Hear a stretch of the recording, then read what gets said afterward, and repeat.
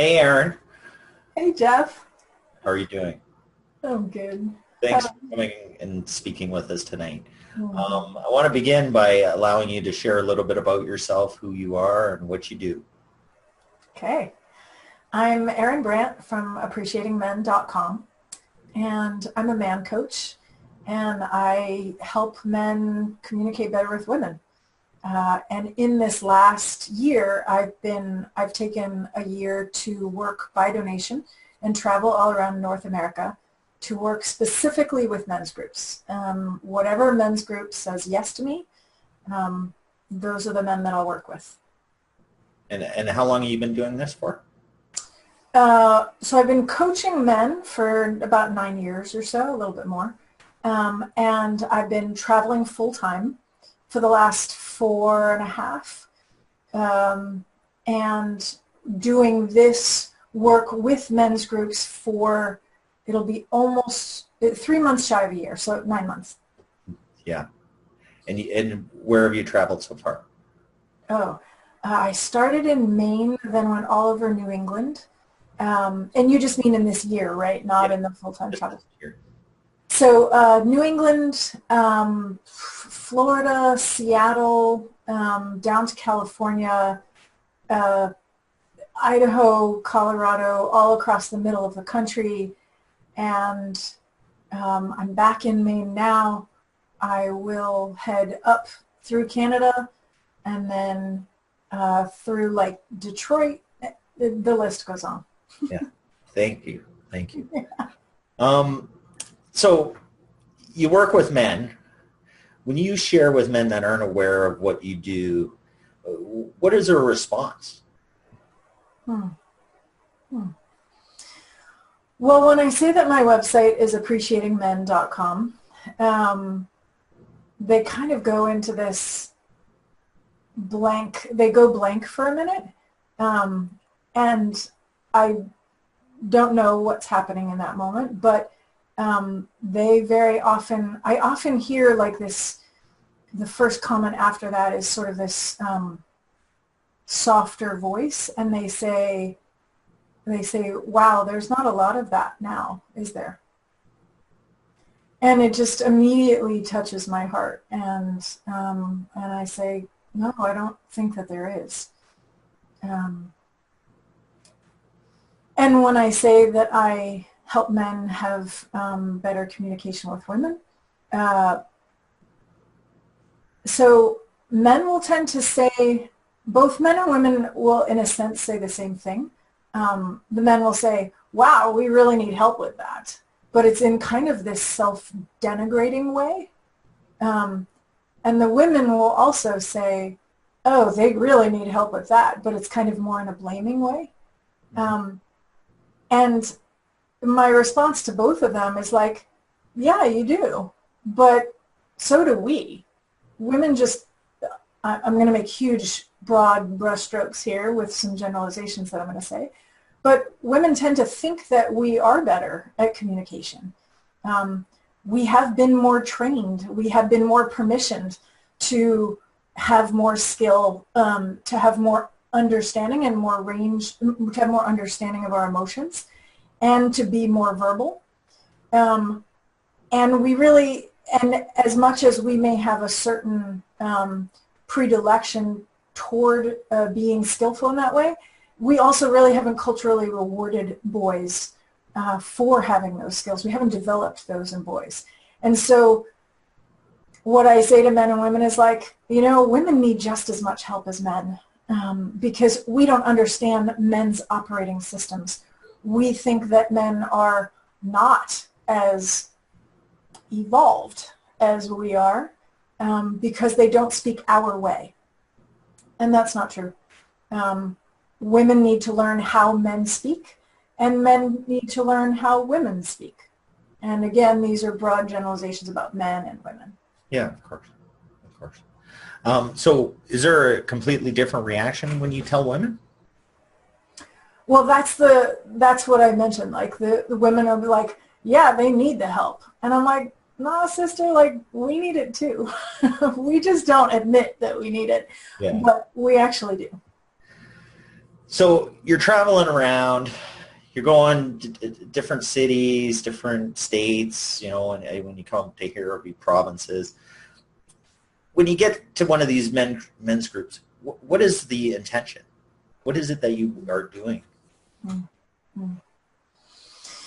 My entire intention is to is to offer the men an example of me as a woman, who wants to and is hopefully skillful at holding space for men. There's in the work that we do, there's some teaching and there's some actual experiences, like experiential work that we do. So it's similar to, I've been told that it's similar to guts work. But healing happens in the moment. It happens in the present with another human being. And so when I'm offering those experiential times, that's when healing can occur. Once the men already trust me. So the beginning of the groups is really building trust and letting the men test me and letting the men see, like, it's totally up to you. You get to test me and you get to see, am I worthy of your trust right now? And how much, and it really, I give them choice, and they take that choice. If they want to, how much do they want to trust me? Because there's healing to be done and there's healing that's possible when you actually, when you are in a trusting environment and when you're with someone that you think you can trust. The first goal would be to provide an opportunity for healing in the space of trust. So the second goal is really to provide some hope. There's so much intergender healing that's possible, that we all need, and that's possible. And if I can come and say, hey, I'm a woman who fucking cares about what men go through, and I am willing and eager to hold space for you, and I want to provide an example. If this is possible, I want to provide an example of a woman who can actually hold space for men. Because if there's one of me, then there's got to be 10 of me who can hold space in a similar way. And if there's 10 of us, then there's got to be 100 of us. But we have to be able to make that first step. And so what I'd like to provide is an opportunity for both healing and hope, that things can be maybe different with women than what men have been conscious of as being possible before. Okay, thank you. So I hear the word trust a lot in what you just said. Do you think that is one of the biggest problems that men have? They just don't trust women anymore? I think trust is a really big issue between the genders. Mm-hmm. When I like to describe it as, look, we're all computers. Use this analogy, we're all computers, but let's say men are PCs and women are Macs, or vice versa, okay? But yes, we all can send email, and yes, we can print stuff out. But if you expect a Mac to act like a PC, you're silly for expecting that, and B, you won't get the results you want. So it's really important that we learn that when we're on a Mac or when we're on a PC, we have to learn different techniques, use different languages. And when we don't, if we're in a relationship with somebody, whether that's mother-son relationship, whether it's sister-brother, whether it's life partner, if we are consistently doing things that don't work in that operating system, it's going to affect our trust. Like if you needed me to bottom line everything in this interview, and you didn't let me flow, and um, and get creative and get into my own flow and juices and creativity, I'd be like, he doesn't, like, okay, I'll be this for him, but he doesn't really understand how my operating system works. He doesn't really understand how women flow and describe and, you know, get into this, like, when we're into this more descriptive mode. And if you were my partner and you were doing that, I would start feeling a lack of trust, because of course it goes beyond just communication skills. If you I would start having trust issues with you, because I'd be like, you don't see me. Either you don't see me or you don't care to learn. And if you don't care to learn, that's where trust comes in. If you don't see the negative effects that you're having, that some of your behavior is having on me, then we're gonna start having trust issues. I'm gonna start having trust issues with you. And there's really good reasons, you know, for men and women to have trust issues with each other, but that's part of being human, is figuring out where our wounds are and intending to heal them so that we can grow together. At least that's part of my being human. That's the big thing that I want to do. Mm-hmm. And just to clarify this, right?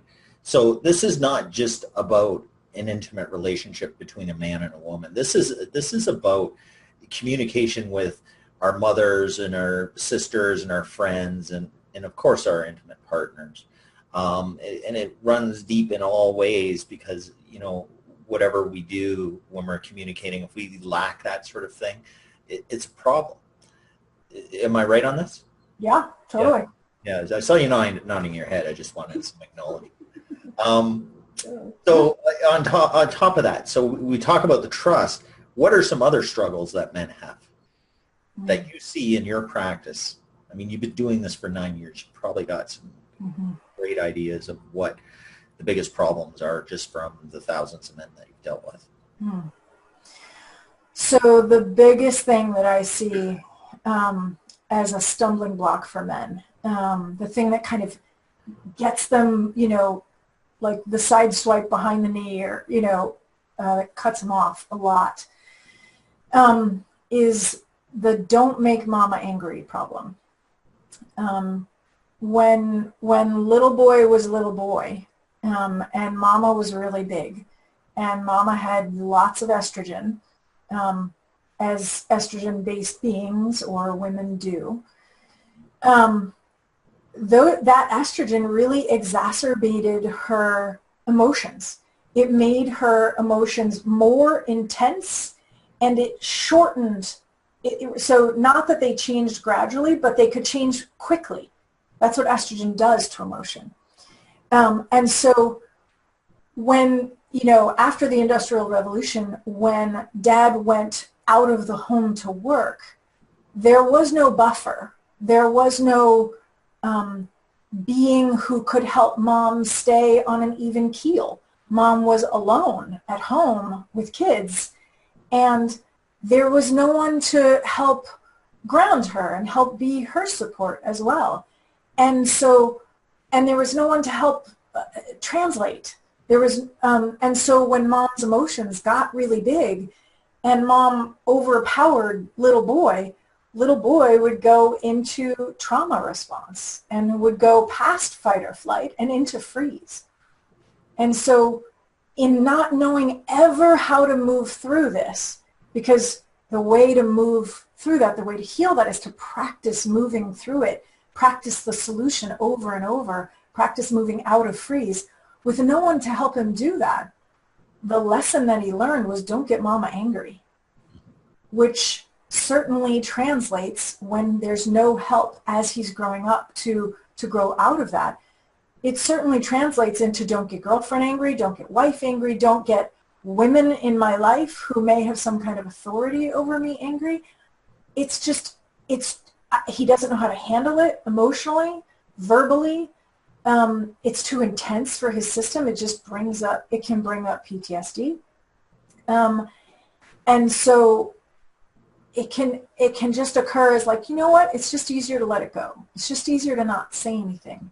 It's easier to be silent. Like, oh, when I'm in a group in public and someone says something derogatory towards men, instead of confronting it, which is what Erin does all the time, it's just easier to just let it go. You know, just don't make a big deal out of it. Just whatever, ha ha ha, laugh it off. And there we go. But that's another way that lack of trust happens. And it produces passive men. That overpowering and that not knowing how to move through the freeze, it produces more passive men and more silent men, and men who don't make clear their desires. And it doesn't produce active, strong, healthily powerful men. It produces men who endure and who stay quiet and who don't take chances around women, and who it's not the men that we're looking for in society. And I think that no one is really fully conscious of that dynamic. And so we're not conscious of healing that dynamic. And that's the biggest problem that I see on a regular basis. So I get what you're saying. Like this is a deep wound that you're seeing in men. Is this, don't make mother angry. I'm just curious because you brought up the Industrial Revolution, but we're in a whole different world right now in modern times as far as women are being mothers. They're out there in the workforce. They're chasing professional avenues in life, maintaining the family. So they even have less of what that kind of support that you were talking about. And how do you think that affects them when they're with their children, with the young boys? Is it magnified? I can't say because I didn't live back then. Yeah. I can say that as a single mom, it was really intense. And my son certainly suffered from, I'm so grateful he's willing to be in therapy now, because he has certainly suffered from having a mom who didn't have enough support. Mm-hmm. Having gone through it, I absolutely think that community is the best way to raise a child. And if I'd had somebody who was predominantly there to support me, sure, I think my son would have had it a lot more easy. I'm really grateful that my mom was there for the time that she was. Mm-hmm. Thank you. Mm-hmm. So, one of the things I wanted to do for the men that watch this is actually give them something that you do in your workshops, and let them try it out and wear it. So what did you bring for us today? Well, the cool thing is that, like, so I describe what I see as men's greatest struggles. There's also like what I think is men's greatest strength, like what I think their superpower is. And I think that their superpower is related to them not having estrogen. So because their emotions don't go like this as much, because they can be more even-keeled, when they develop that even-keeledness, and you can do that by practicing, like one of the classes that I teach is called Working Through Your Shit with Women. And it's practicing moving through that freeze and finding other techniques to do when you recognize you're in that freeze. And part of that is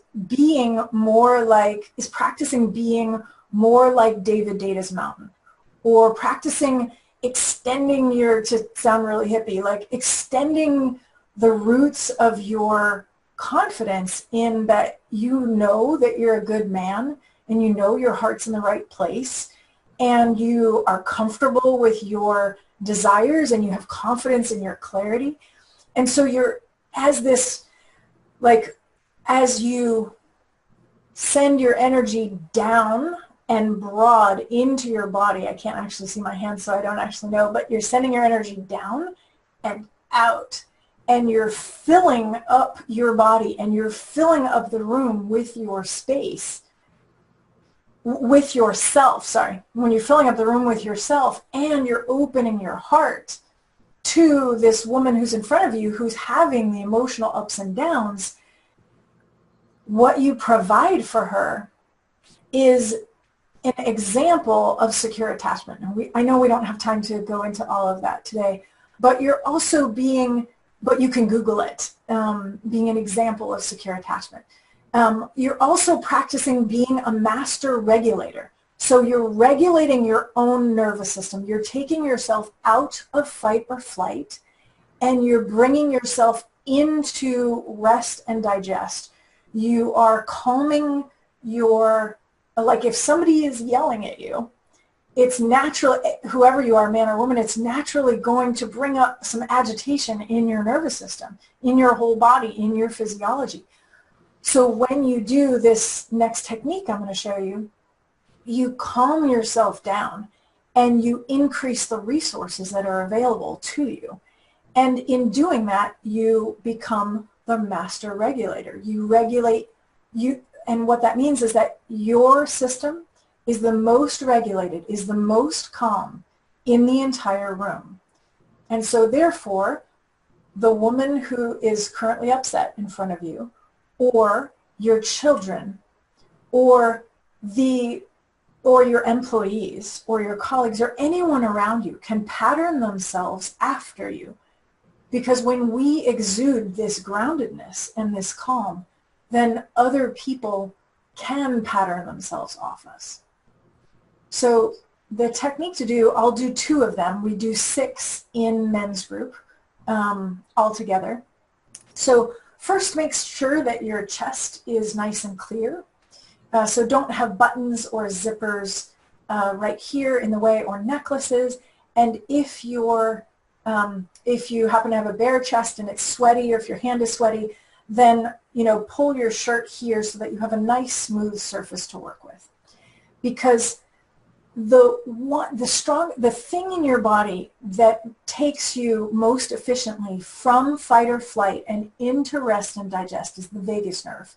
It starts in the base of your brain, and do this with me if you'd like to help remember, to help you remember. The vagus nerve travels down the sides of your neck. It's most accessible to the surface of your body between your collarbone and your sternum. So your sternum is where your ribs come up and join together, that center point right there. So between your collarbone and your sternum, right down here in the middle, is where your vagus nerve is most accessible to you. It then disperses all throughout your intestines and then lands on your pelvic floor. But for right now, we're just going to work with where we can touch the most easily. And you're going to take a flat hand with the whole weight of your arm. So as you move it, you're going to move from your shoulder. You're not going to leave your elbow collapsed down by your side and just move your hand and your wrist. You're going to move your whole arm. And what you're going to do is stroke yourself the way, I should say stroke your chest, the way you would stroke a dog or a cat. And so using the weight of your whole arm, and noticing that I just swallowed and I just took a deeper breath, that's because this is how quickly this works, especially when you've trained yourself to do it, but still, this is the fastest way to calm yourself down. So as I'm stroking, sometimes my attention is how good it feels to be stroking this cat or stroking this dog, or stroking my own smooth skin. And then I might switch my attention to be, and that breath is just spontaneous, I might switch my attention to receiving the strokes and being like, oh, how good does it feel to be soothed and stroked and to be cared for. And I'm swallowing again. And I notice that my voice is deepening and slowing down a bit. And so as I'm doing this self-chest stroking, this vagus nerve stroking, what I can also do is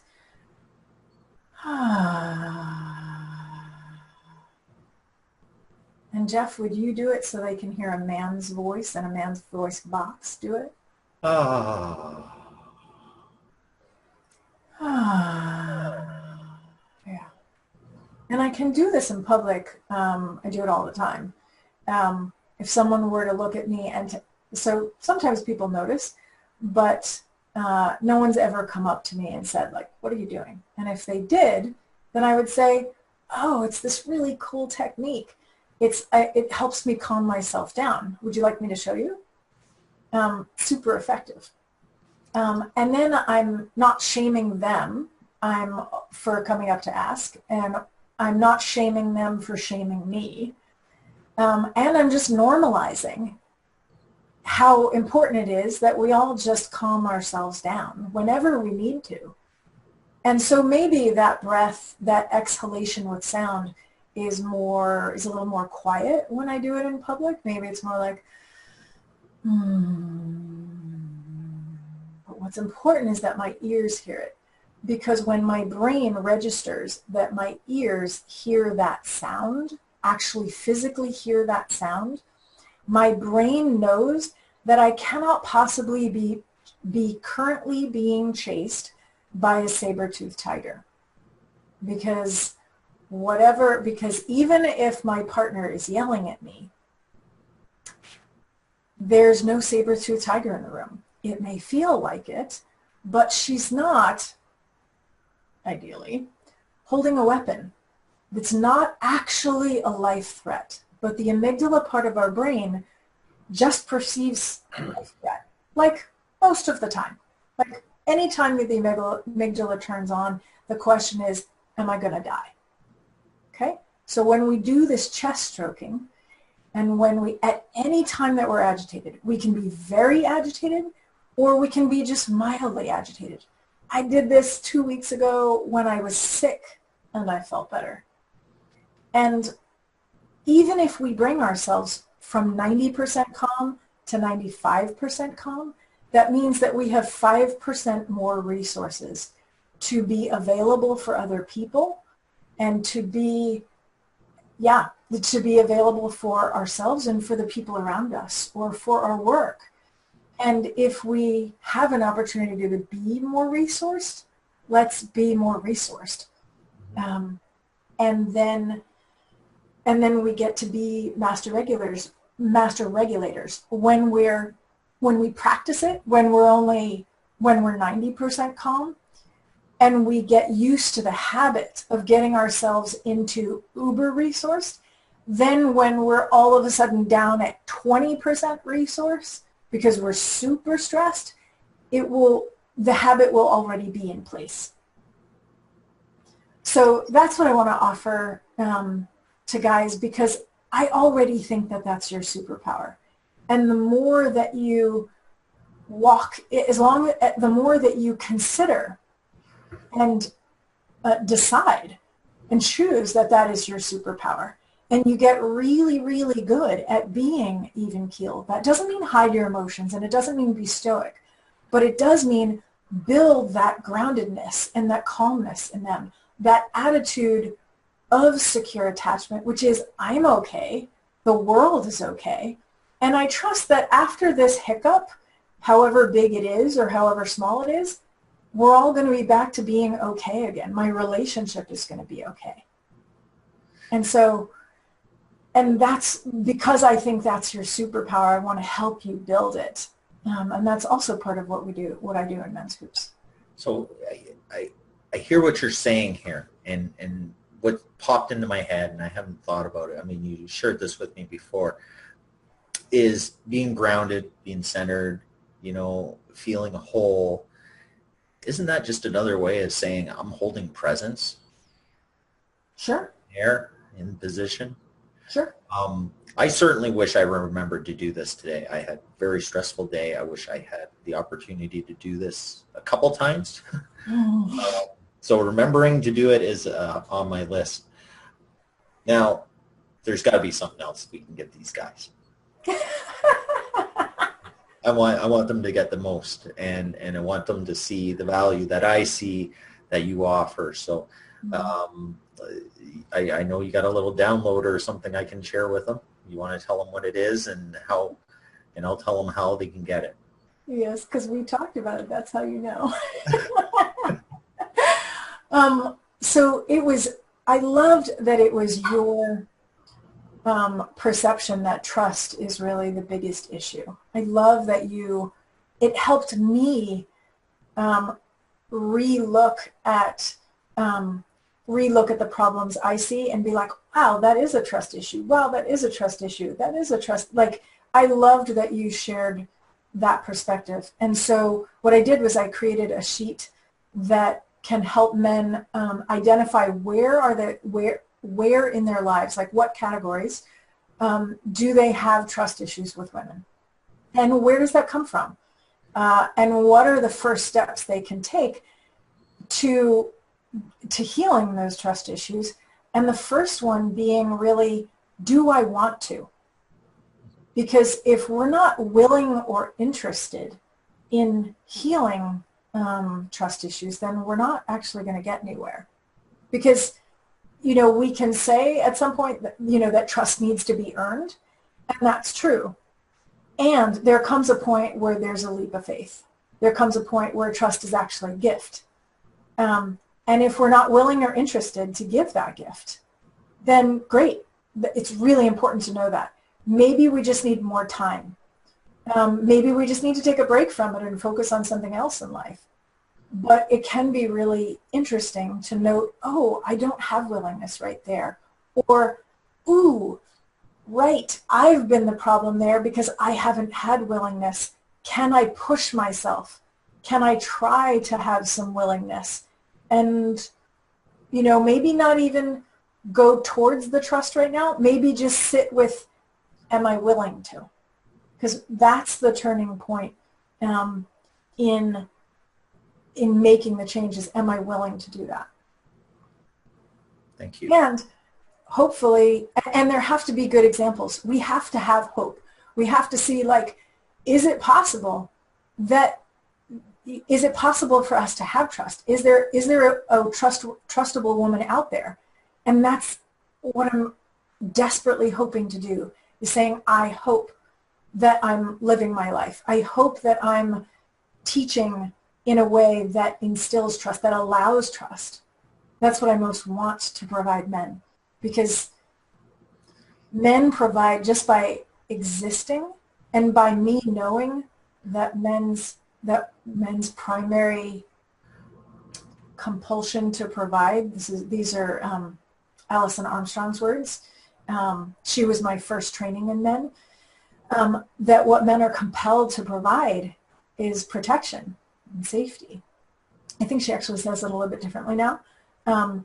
But if my primary need is safety as a woman, if my primary focus in some part of my brain as a human, part of my amygdala, but also as a woman, because I have a penetrable opening, that a vagina that can't ever be shielded, then part of my brain is always focused on safety.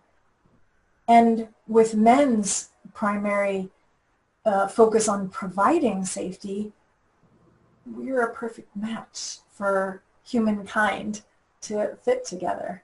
And so when I know that men want to provide that safety, just my knowing that, my experience of being in this world is totally different.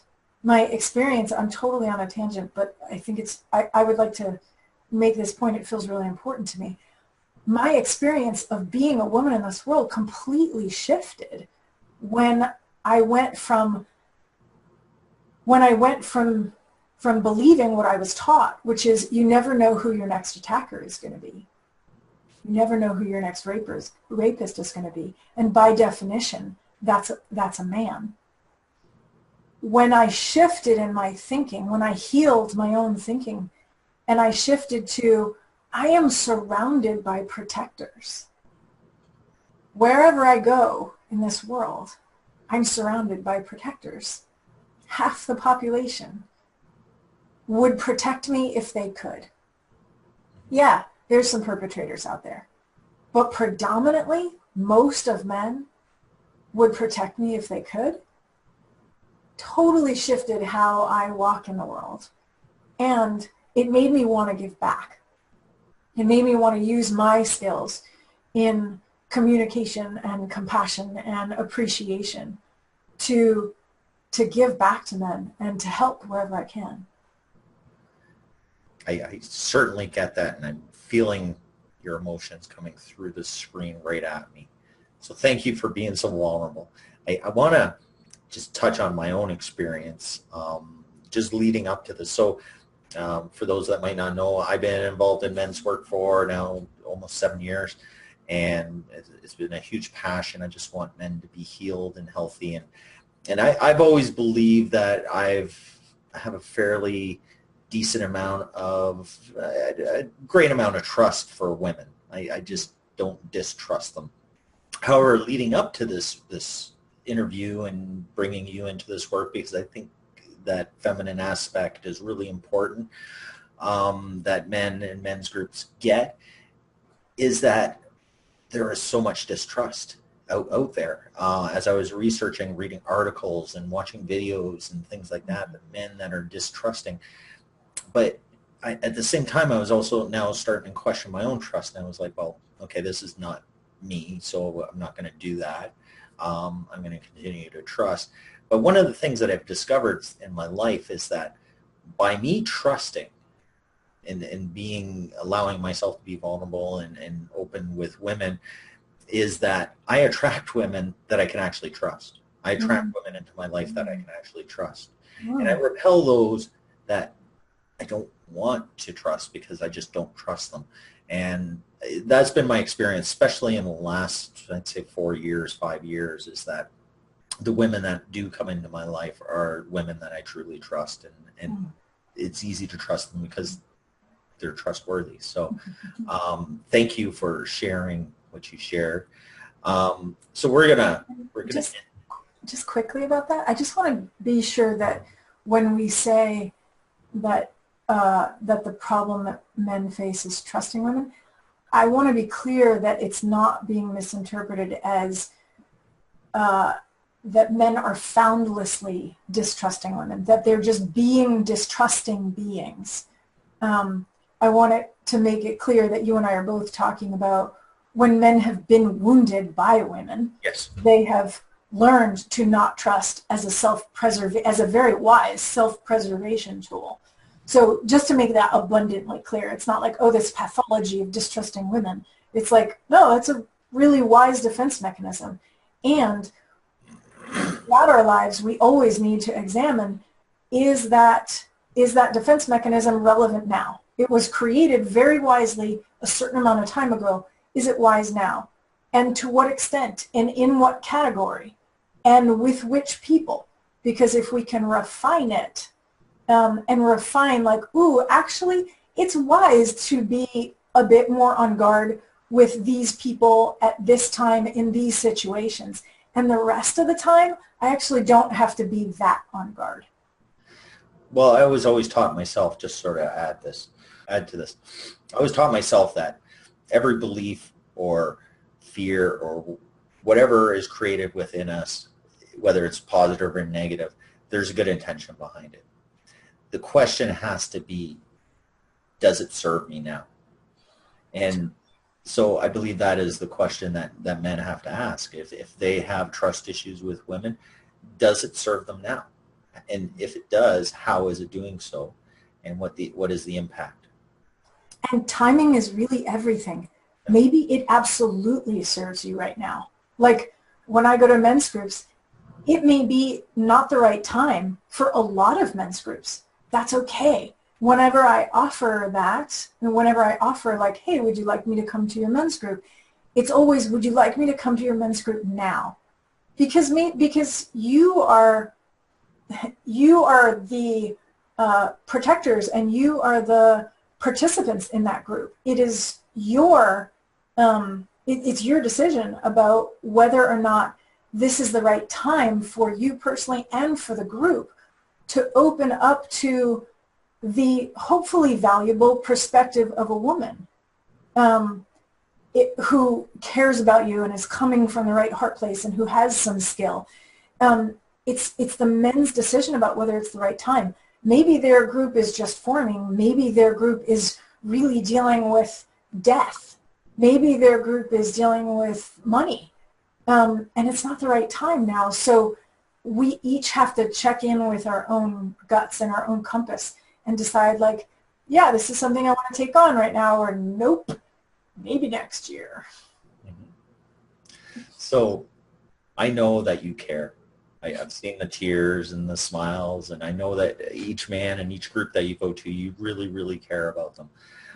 So if a group wants to get a hold of you, how do they do that? Just email me. I'm at Erin at appreciatingmen.com. Okay, and your website is? appreciatingmen.com.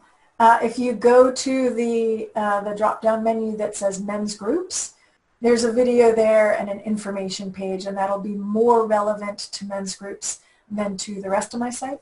Yeah. So. And you also have a Facebook page called? I do. It's a long name. It's called Appreciating Men, and with a little ampersand and a challenge to men, because that's a different class that I teach. Okay, great. I got one more question, and you're not expecting this. Erin, when it comes to the end of your life and you're sitting on your rocking chair, maybe you only got a few more days left, how do you want to be remembered? Oh, crap. I want to be remembered as somebody who made a difference for men, somebody who took action to help men have it easier with women, somebody who helped point out ways that human beings can bring, and especially men and women, can bring more compassion and more appreciation to one another. Because I think I was gifted with lots of both of those. And I think that's how we make a difference. If we don't approach each other with compassion and appreciation, everything is harder after that. Thank you.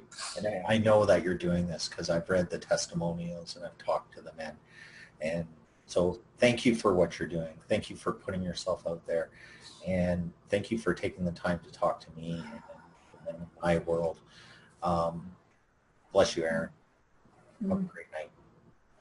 Thank you. Thank you, Jeff.